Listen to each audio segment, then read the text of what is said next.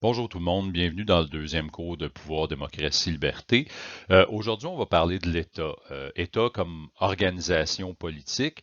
On a vu la semaine dernière, en fait, dans le dernier cours, que la politique, c'était essentiellement l'organisation de la société, donc la prise de décision par des gens pour, du moins, tenter d'atteindre le bien commun ou l'intérêt général. Bon, on a vu tout ça que c'était pas tout à fait parfait, qu'il y avait des travers, notamment quand le pouvoir politique s'imbrique là-dedans.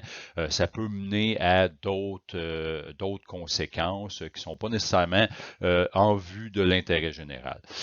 Toutefois, dans l'histoire, s'est mis en place l'État comme modèle d'organisation politique et ce modèle-là, en fait, c'est aujourd'hui imposé comme étant le principal modèle d'organisation qui s'est étendu à l'échelle globale. Donc, le monde actuel est un monde d'État.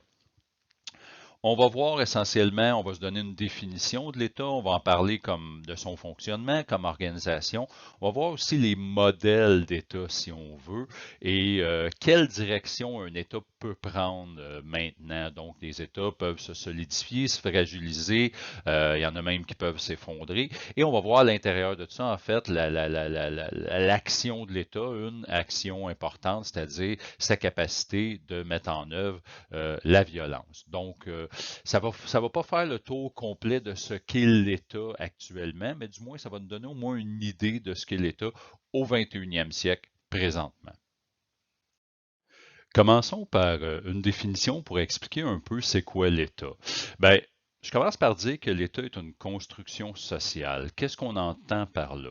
En fait, c'est qu'il n'y a pas d'objet qui représente l'État. Il n'y a pas un endroit qu'on peut dire l'État est là. En fait, c'est plutôt plusieurs manifestations de l'État dont on peut être témoin.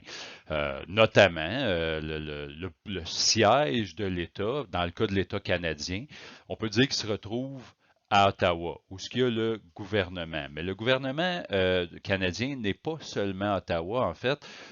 L'ensemble de ces ministères sont étendus. Par exemple, vous retrouvez le ministère du Revenu du Canada à Shawinigan, au Québec. Donc, les installations sont éparpillées un peu partout sur le territoire.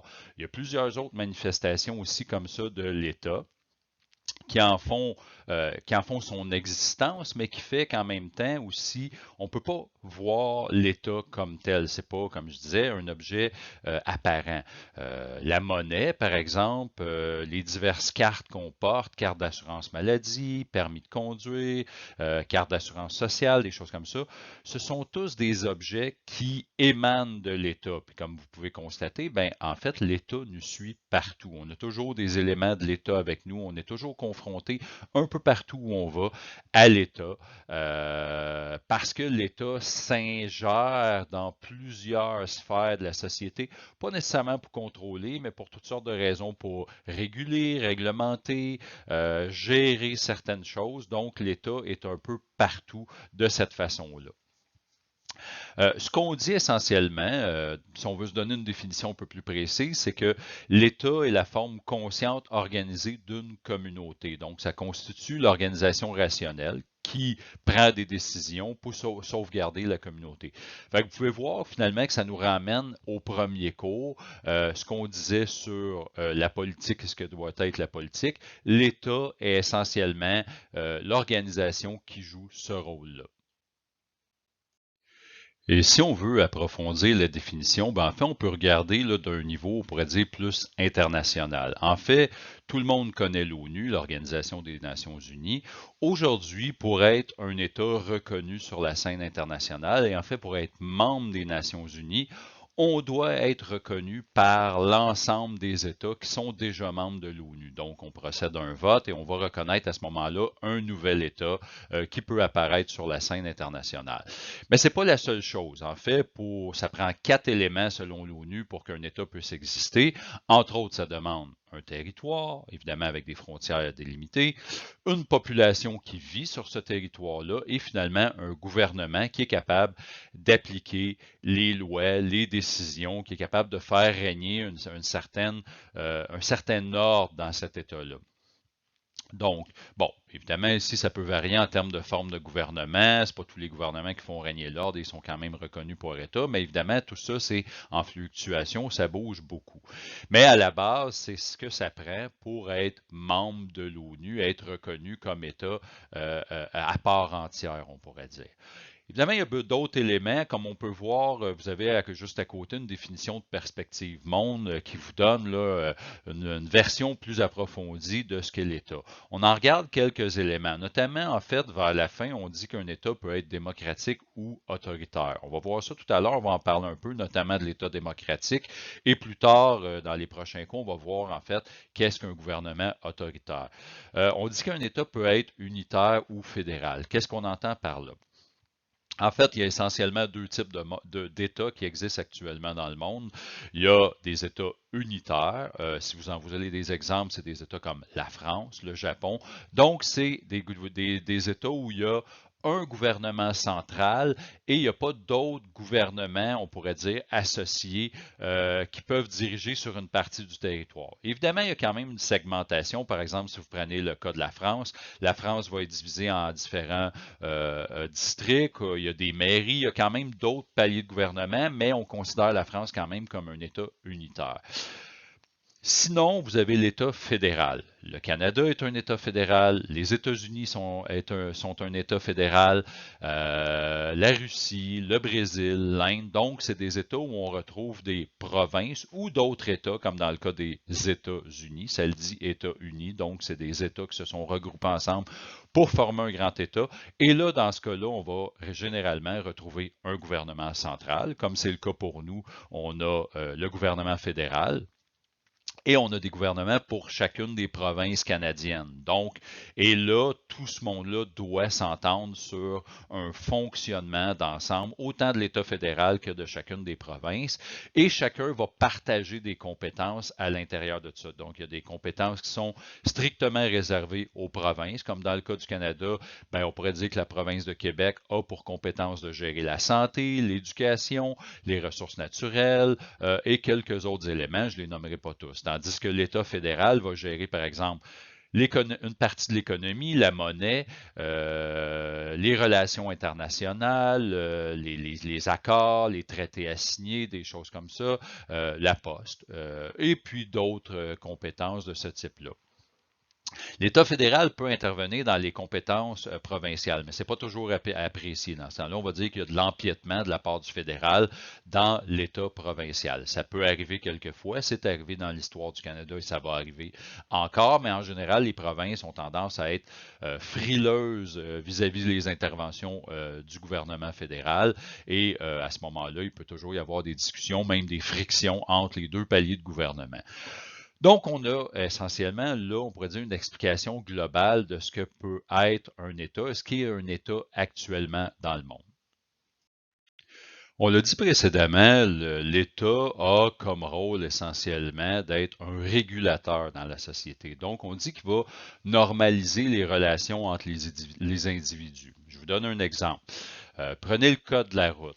Si on n'avait pas de code de la route, s'il n'y avait pas des lois établies par rapport à comment se comporter en automobile, bien évidemment, les gens pourraient faire n'importe quoi. Donc, il y a un code de la route qui est établi essentiellement dans ce cas-là pour réguler notre comportement en voiture, puis réguler évidemment le flot de la circulation, la façon de faire les choses. Donc, tout ça est établi pour ça et évidemment, c'est géré par l'État. C'est l'État qui met ça en place, c'est l'État qui nous décerne notre permis suite après qu'on ait pu vérifier qu'on a les compétences pour conduire. L'État nous demande aussi de payer une partie de ça à chaque année, par exemple avec le paiement qu'on a à faire sur un permis de conduire.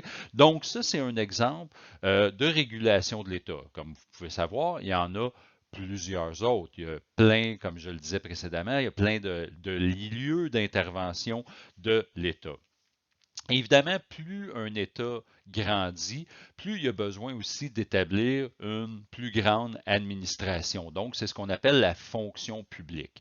La fonction publique est aussi une bureaucratie. Donc, on va dire que c'est un fonctionnement complexe de plusieurs individus qui vont opérer dans différents secteurs et qui vont s'assurer que du gouvernement où sont prises les décisions vont découler ces décisions-là et vont être mises en œuvre dans la société. Évidemment, encore là, il y a toutes sortes de problèmes qui peuvent survenir. Plus l'administration est grande, plus elle est difficile à gérer, plus ça crée une grosse bureaucratie. Et à ce moment-là, ben, il y a des problèmes qui peuvent en émaner. Par exemple, des pertes de temps, des pertes d'argent, la longueur des processus. Il y a toutes sortes d'éléments comme ça qui interviennent. Le dessin juste à côté en témoigne un peu. C'est un peu une caricature. Si vous remarquez au centre, on voit un genre de labyrinthe qui représente, on pourrait dire, le gouvernement central avec tout l'État autour. Et là, on voit quelqu'un qui est chargé de papier. C'est un peu, évidemment, une caricature à l'image de l'État. Quand l'État devient très complexe, ben, on se retrouve avec des processus aussi très lourds. Dans le cas du Québec, je vous dirais qu'on n'est pas si mal.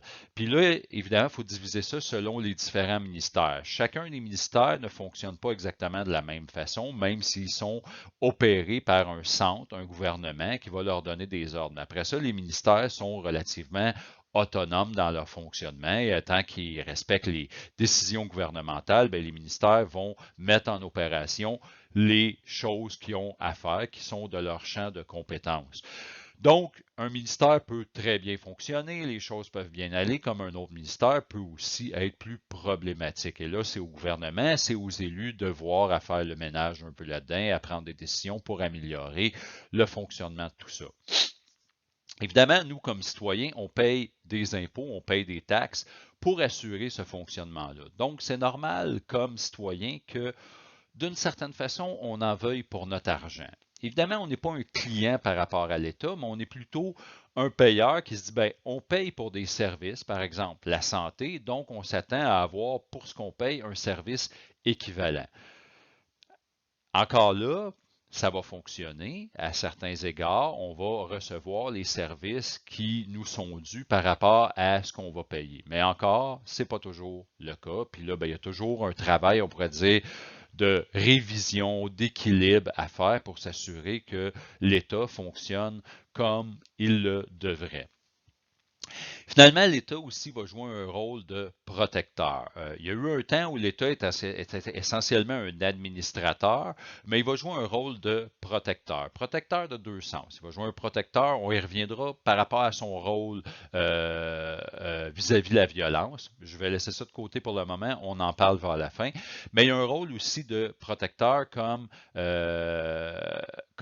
organisation qui va mettre en place un filet social pour la société. Donc, tous les départements, on pourrait dire la santé, l'éducation, le chômage, les pensions de vieillesse, des choses comme ça, tout ça va être mis en place pour assurer finalement que les citoyens, en échange des impôts et des taxes qu'ils payent, reçoivent des services dont ils n'auront pas à se payer eux-mêmes. Et ça permet évidemment une certaine équité dans la société, puis ça permet aussi d'éviter des déséquilibres trop élevés, par exemple trop de pauvreté ou des personnes âgées qui n'ont aucun service, qui sont laissées à elles-mêmes, des choses comme ça. Ça permet d'avoir un système d'éducation adéquat qui va être offert à tout le monde. Ça permet d'offrir un minimum de soins de santé dans notre cas à nous, dans le cas du Canada, du Québec, relativement gratuit auquel on peut avoir affaire. Tout n'est pas gratuit, puis là, il y a des choses évidemment qu'on paye, mais disons que la base, elle est gratuite. Donc, l'État doit gérer tous ces éléments-là, et là, j'en passe, il y a l'environnement, les ressources naturelles, les transports, etc. Il y en a beaucoup. Donc, ça crée un système assez important. Et si on prend juste le cas de l'État québécois, ben, on va constater aussi que l'État québécois, comme d'autres États ailleurs dans le monde, vont être les plus gros employeurs. Donc, il y a beaucoup de chances que des gens parmi vous qui sont aux études actuellement finissent éventuellement par être des travailleurs de l'État, comme moi. Ce n'est pas quelque chose nécessairement qu'on prévoit, mais on se retrouve à être employé par l'État pour une raison ou pour une autre, selon les compétences qu'on a. Et actuellement, si on regarde l'État québécois, ben, c'est autour de 500 000 employés qui travaillent directement ou indirectement pour l'État. Pourquoi je dis directement et indirectement?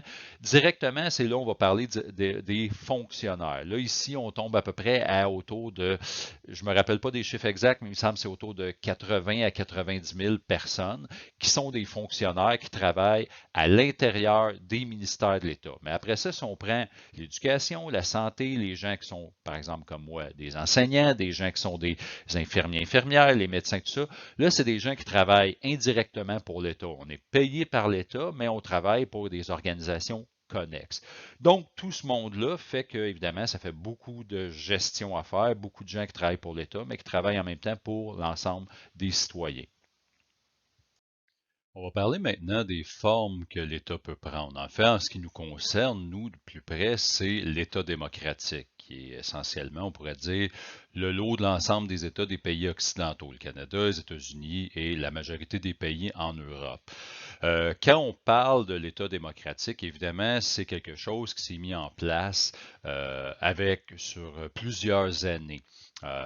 Au début, l'État, dans ses premiers moments, quand il commençait vraiment à prendre forme, il était lié directement aux monarchies européennes et l'État était essentiellement un État absolu, contrôlé par le monarque et ses conseillers, les gens qui l'entouraient.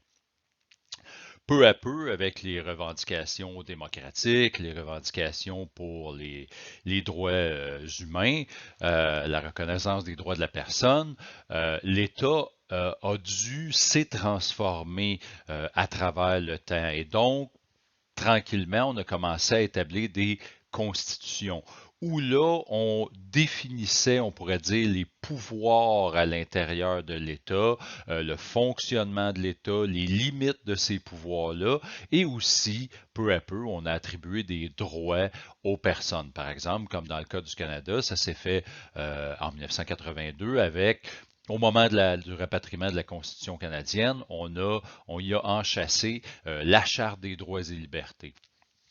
Donc, c'est une évolution comme ça qui s'est fait, je vous dirais, principalement dans les 2, 3 derniers siècles, qui ont fait qu'aujourd'hui, il y a plusieurs États dans le monde qui sont des États démocratiques. Évidemment, là, ici, la notion de démocratie, elle peut varier. Probablement, à chaque culture, sa propre définition de la démocratie, donc l'application de la démocratie, l'application des droits de la personne, n'est pas exactement la même chose.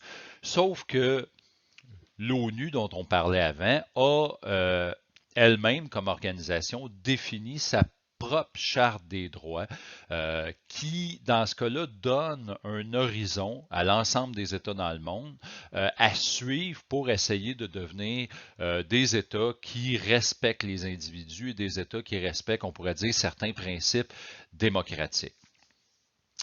Dans le cas plus précis, on pourrait dire de l'exercice des pouvoirs, tout ça, bien évidemment, l'État démocratique va être défini par des balises. Et généralement, ces balises-là vont être inscrites dans la Constitution. La Constitution qui va être la loi suprême, qui va chapeauter l'ensemble du fonctionnement étatique. Dans le fond, tout l'État, son fonctionnement va être géré par des principes, des lois qui vont être définis à l'intérieur de la Constitution.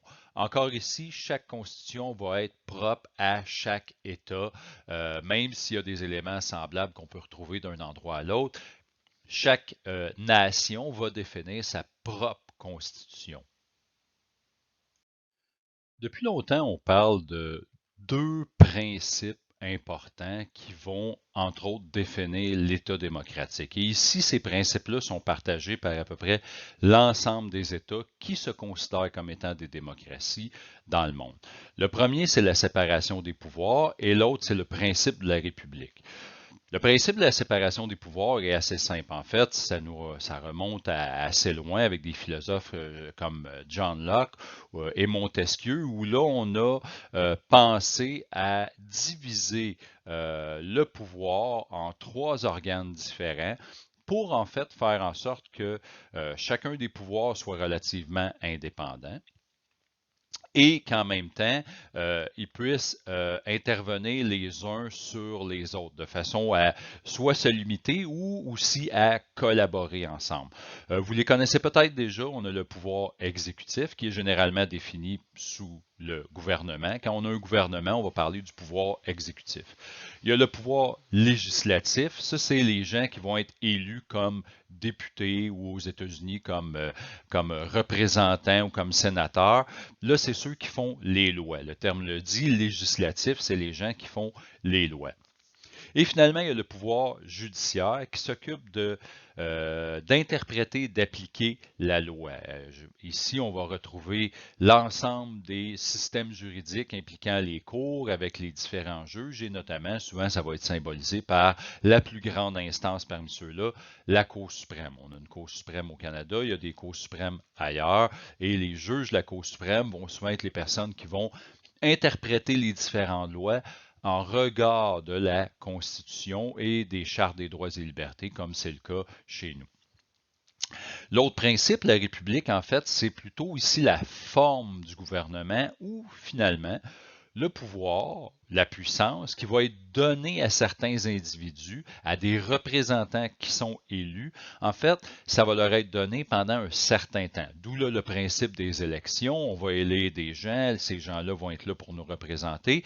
Et ces gens-là, dans l'esprit de la République, sont responsables devant la nation. C'est-à-dire que les décisions qu'ils prennent, les gestes qu'ils portent, doivent toujours être mis au devant de la population pour qu'on puisse rendre compte de ces gestes-là, pour qu'on puisse les juger. Et finalement, ben, d'une élection à l'autre, à ce moment-là, on va dire en démocratie, dans un système comme le nôtre, que les politiciens, ceux qui sont élus, doivent rendre des comptes et finalement, à travers ces comptes-là qui sont rendus, nous, on peut porter un jugement et décider s'ils sont aptes à continuer à gouverner ou pas et là, on peut les changer. S'il y en a parmi vous qui se demandaient à au diaporama précédent, qu'est-ce que voulait dire l'âne et l'éléphant, en fait, ce sont les symboles des partis républicains et démocrates aux États-Unis. Le Parti démocrate a comme symbole l'âne et le Parti républicain a l'éléphant. Puis là, on les voyait les deux s'obstiner et pas être d'accord. Et en fait, ça témoigne d'un problème qui a pris de l'ampleur aux États-Unis. Vous remarquerez qu'au diaporama précédent, la date de la caricature remonte à 2011. Donc, presque 10 ans plus tard, il n'y a rien qui s'est réellement amélioré aujourd'hui. Au contraire, les États-Unis, de plus en plus, notamment depuis l'arrivée de Donald Trump, donnent l'impression de s'enfoncer dans une forme d'érosion de la démocratie. Et là, ben, ça nous amène à ce point-là, comment un État devient de moins en moins démocratique. Il y a plusieurs éléments qu'on peut constater. Le premier, ça va être la fragilité des institutions. C'est pas notre cas à nous et c'est pas, on pourrait dire encore le cas des États-Unis, par exemple, ni non plus dans la majorité des pays européens où on va avoir des institutions quand même implantées depuis plusieurs années et qui se sont, on pourrait dire, solidifiées, ce qui entre dans la culture, les gens prennent, on pourrait dire, connaissance, le goût à ces institutions-là, ça devient important dans la culture de la nation de garder ces institutions-là. Dans des États où on va avoir des démocraties plus récentes, par exemple des États qui se sont sortis de conflits, des conflits civils, des guerres, des États qui ont passé d'une dictature à une nouvelle démocratie, là, on va avoir des institutions beaucoup plus fragiles, c'est-à-dire qui vont être plus sensibles à des changements, vont être moins ancrés dans la culture politique et démocratique de la population. Et là, ben, on peut assister des fois à une forme d'érosion de ces institutions-là et même une prise en charge par un pouvoir qui se veut une nouvelle dictature qui va mettre à sa botte, on pourrait dire, ces institutions-là. C'est le cas, par exemple, des 20 dernières années qu'on a vu, où on a vu en Russie, sous le gouvernement de Vladimir Poutine, on a vu les institutions russes, qui étaient nouvellement démocratiques depuis la chute de l'URSS, se retransformer en une forme de dictature, évidemment, au service du pouvoir actuel, qui est celui de Vladimir Poutine. On a d'autres exemples un peu partout ailleurs dans le monde, mais là, c'est celui que je vous donne, mais il y en a plusieurs qu'on peut voir à différents endroits. Ensuite de ça, un autre élément, un autre facteur important qui témoigne d'une érosion, de l'érosion d'un État démocratique, c'est la perte de la population à l'égard de son système politique. Et là, nous, on y assiste. Il y a une perte de confiance de la part de la population, ici même au Canada et au Québec. Elle n'est pas entièrement partagée par tout le monde. On n'est pas encore dans une situation critique, mais si on regarde chez nos voisins, aux États-Unis, là, c'est considéré comme étant beaucoup plus problématique. Et entre autres, on considère que Donald Trump est pas le facteur déterminant, mais qui est plutôt un symptôme de cette perte de confiance-là, où là, les Américains ont tellement plus confiance en leur élite politique, et avec raison, je vous dirais, parce que autant des deux côtés, du Parti républicain et du Parti démocrate, on n'a pas toujours servi les intérêts de la population. Et là, des fois, les gens cherchent des nouvelles avenues. Et cette perte de confiance-là va, entre autres, là, contribuer au premier facteur à fragiliser peu à peu les institutions. Ensuite de ça, il y a des moments, des situations qui vont venir contribuer à accentuer les autres facteurs, notamment des crises économiques, des désastres naturels, des crises sociales qui vont là déstabiliser l'État. Par exemple, l'actuelle pandémie peut contribuer dans certaines régions du monde à déstabiliser des gouvernements, à faire en sorte que des gouvernements ont de la difficulté à répondre aux besoins de leur population.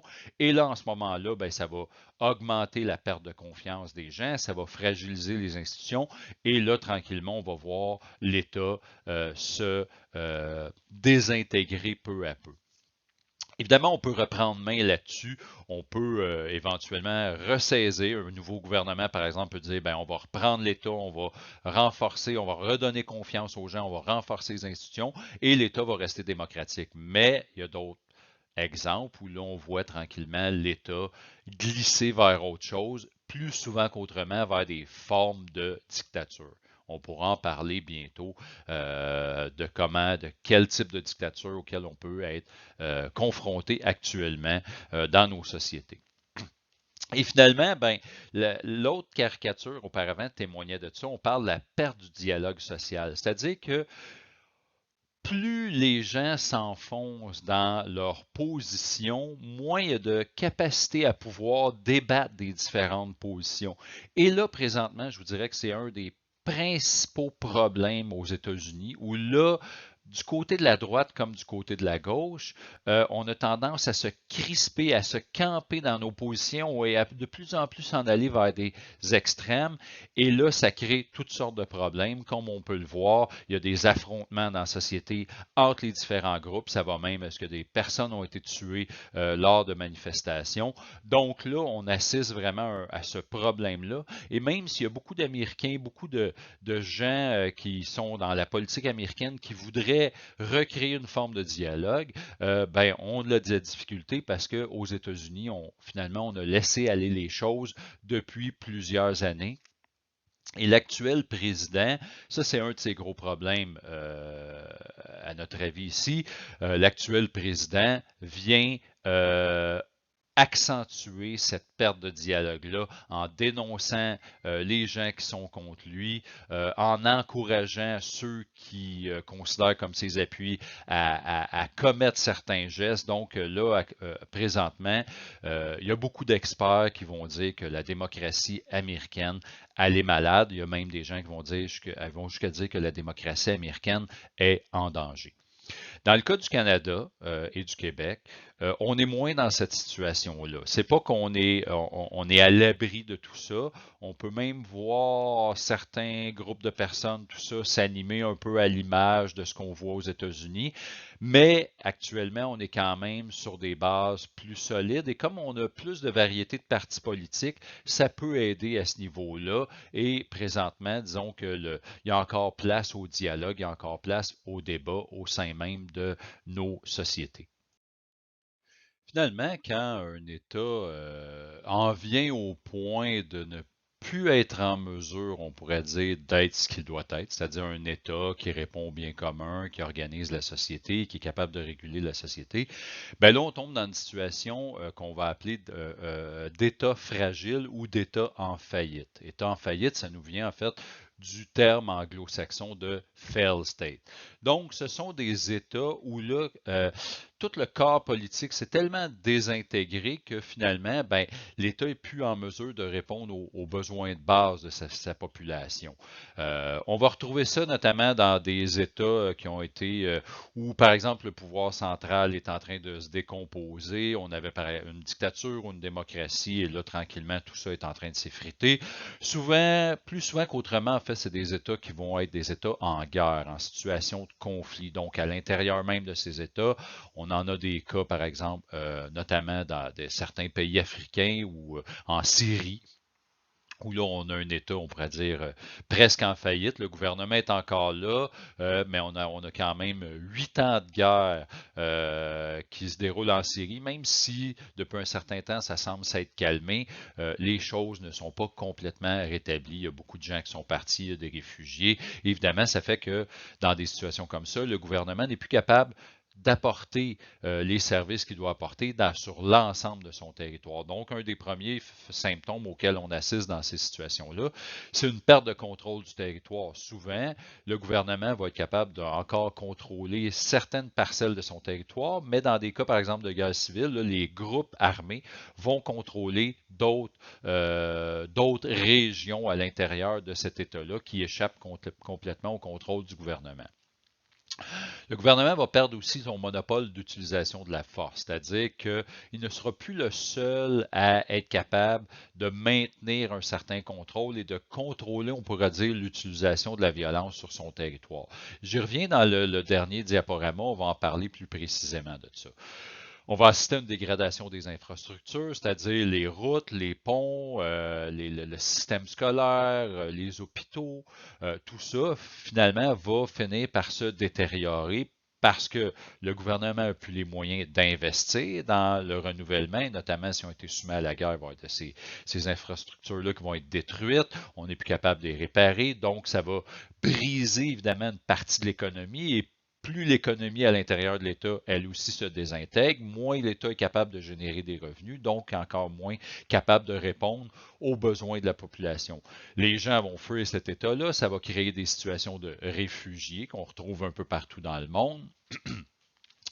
On va aussi évidemment voir une perte de création, on pourrait dire, des besoins de base. La nourriture, l'agriculture va se détériorer. Donc, tout ça, finalement, fait que un État va de plus en plus décomposer. Finalement, ben, même au niveau du gouvernement comme tel, on va avoir des dissensions à l'intérieur du gouvernement. Il y a des gens qui vont quitter. Le gouvernement va devenir des fois ce qu'on va appeler un gouvernement fantoche dans la mesure où il existe encore, mais il n'est plus capable de s'imposer sur son territoire, sur l'ensemble de sa population. Et sur le plan international, ben, cet État-là n'est plus en mesure d'interagir avec les autres États. Donc, comme membre de la communauté internationale, il n'est plus en mesure d'envoyer des gens pour signer des accords, pour négocier, avoir des ambassades, des choses comme ça. Donc, c'est un État de plus en plus qui vient qu'à presque disparaître. Même si sur la carte, on le voit encore, c'est ce qui fait que là, on va être obligé d'intervenir. Par exemple, l'ONU va envoyer des casques bleus, des organisations internationales ou des ONG, des organisations non gouvernementales vont arriver dans ces États-là pour apporter de l'aide à la population. Vous avez par exemple comme la Croix-Rouge ou d'autres types d'organisations comme ça, Réfugiés sans frontières, qui vont venir essayer d'aider les populations parce que les gouvernements sont plus capables de faire ce travail-là. Je vais vous donner des exemples. Là. Il y a un organisme qui s'appelle le Fonds pour la paix qui comptabilise chaque année la situation des États dans le monde. On regarde ça sur le prochain diaporama. Comme je vous disais, ben, vous avez ici en fait l'image qui présente la carte mondiale qui est créée par le Fonds pour la paix chaque année pour donner une idée de la situation des États dans le monde. Donc, évidemment, selon l'ordre de couleur, de bleu foncé à rouge foncé, on passe d'États qu'on dit durables, donc d'États qui, à partir de plusieurs critères définis par le Fonds pour la paix, vont nous dire si, par exemple, c'est un État qui est solide, avec des institutions solides, qui n'est pas en danger justement de désintégration. Comme vous pouvez voir, ben là, ça varie d'un pays à l'autre dans le monde, même qu'il y a des États qu'on pourrait trouver quand même plus surprenants. de voir de certaines couleurs, d'autres moins. Comme vous voyez, le Canada, on est en bleu. Donc, on est quand même un État relativement stable, comme même durable, comme on peut voir pour les pays scandinaves ou l'Australie. Mais regardez nos voisins, ils passent, eux, de durable à stable. Et je vous dirais là, que je vais être curieux de voir la carte de 2021 pour voir si les États-Unis ne vont pas tomber un peu vers le jaune ou du moins vers le vert pâle. Parce qu'avec ce qui se passe actuellement, si ça ne se calme pas dans les prochains mois, ça pourrait devenir très problématique. Vous ne serez pas surpris de voir que différents pays en guerre, comme la Syrie, ou même des pays limites qui ont connu des conflits qui ne sont pas encore stables, comme l'Irak ou d'autres pays africains, la marque, ben, ils tombent en rouge foncé ou rouge très foncé parce que c'est des États, évidemment, qui sont pratiquement complètement désintégrés ou qui ont de la difficulté à répondre aux différents facteurs, dont ceux qui répondent aux besoins de leur population. Donc, on retrouve cette carte-là qui est faite chaque année, puis ça nous donne un portrait global à peu près de la situation mondiale quant à la stabilité, la durabilité des États. Comme je le disais précédemment, en fait, l'État, on dit qu'il va détenir le monopole de la violence. C'est-à-dire que un peu dans l'esprit du contrat social, dont je n'ai pas parlé, mais qui est essentiellement une abstraction pour témoigner de notre volonté ou notre acceptation de l'existence d'un État qui va détenir les pouvoirs, ben, on va lui donner aussi le pouvoir de gérer, de réguler la violence. La violence de l'État va s'exprimer essentiellement de deux façons. À travers les forces armées, donc d'une organisation militaire qui va être utilisée, on va dire, en théorie, qui va être utilisée pour protéger les frontières ou intervenir ailleurs dans le monde en cas de conflit. Bon, c'est plus complexe que ça, la réalité, mais à la base, c'est comme ça qu'on l'entend. Ensuite de ça, l'autre branche, on pourrait dire, qui détient un certain monopole de la violence dans l'État, c'est les forces policières qui, là, ont pour mandat d'assurer l'ordre et la sécurité des citoyens à l'intérieur de l'État. Encore ici, c'est problématique parce qu'on sait que, comme on le voit notamment encore aux États-Unis, il y a des problèmes à l'utilisation de la force par les forces policières. Donc, on le voit, là, il y a, dans le cas des problèmes de racisme aux États-Unis, mais on voit que les policiers abusent, certains policiers abusent de leur pouvoir et vont même jusqu'à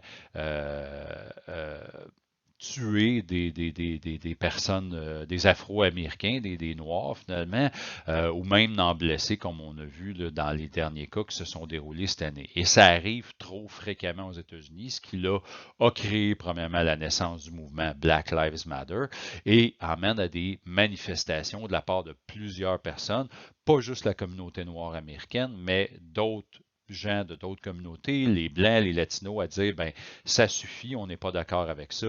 Là, il y a un problème sur l'utilisation de la violence. Fait qu'on voit un peu de quelle façon ça a débordé.